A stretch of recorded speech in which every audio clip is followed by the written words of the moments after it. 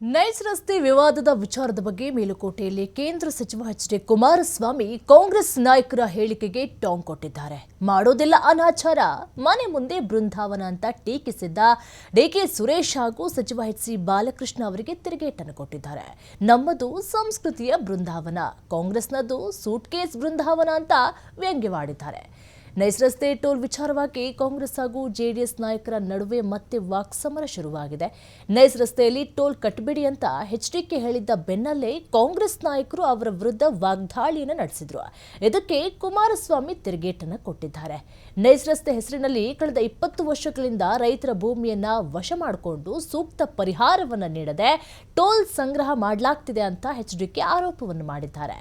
Nice ರಸ್ತೆ ರಾಜ್ಯ ಸರ್ಕಾರಕ್ಕೆ ಸೇರಿದ್ದು, ನ್ಯಾಷನಲ್ ಹೈವೇ ಅಲ್ಲ. ಸುಮಾರು 20 ವರ್ಷಗಳಿಂದ ರೈತರಿಗೆ ಹಣ ಕೊಟ್ಟಿಲ್ಲ. 4,000 ಕುಟುಂಬಗಳಿಗೆ ನಿವೇಶನ ನೀಡುವಂತಹ ಭರವಸೆಯೂ ಈಡೇರಿಸಿಲ್ಲ.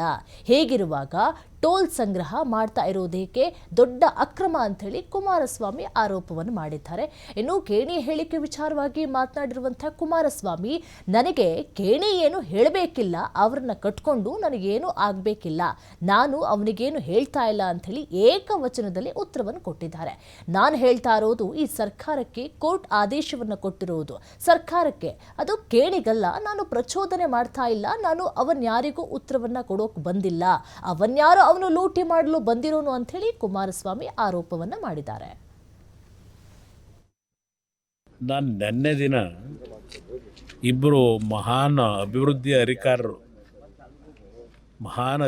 ಅವರಿಬ್ಬರು ಹೇಳಿಕೆ ಕೊಟ್ಟಿರೋದು ಗಮನಿಸಿದ್ದೀನಿ. ನೈಸ್ ರಸ್ತೆಯ ಟೋಲ್ ವಿಷಯದಲ್ಲಿ ಎಂಥದೋ ಬೃಂದಾವನ ಏನೇನು ಹೇಳ್ಕೊಂಡವ್ರೆ. ನಾವು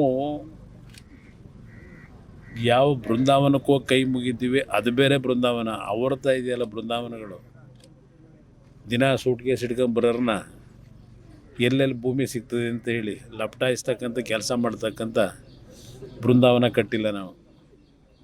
ನಮ್ಮ ಸಂಸ್ಕೃತಿಯ ಬೃಂದಾವನ ಕಟ್ಟಿ ಪೂಜೆ ಮಾಡೋರು ನಾವು. ಕಾರ್ಯಕರ್ತರನ್ನ ಸುಮ್ಮನೆ ಎತ್ಕಟ್ಟಿ ಅಭಿವೃದ್ಧಿಗೆ ವಿರೋಧ ಮಾಡೋರಲ್ಲ ನಾವು. ಅವರೇನು ಹೇಳ್ಕೊಂಡವ್ರಲ್ಲ ನೆನ್ನೆ ಹರಿಕಾರ ಮಹಾನುಭಾವ.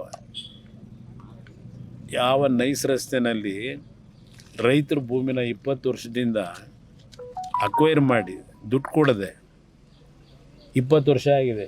ಅದರ ಹಿನ್ನೆಲೆಯಲ್ಲಿ ಓದಕ್ಕೆ ಬರುತ್ತೆ ಅವಕ್ಕೇನಿದ್ರು ಟೇಪು ಎಲ್ಲಿ ಭೂಮಿ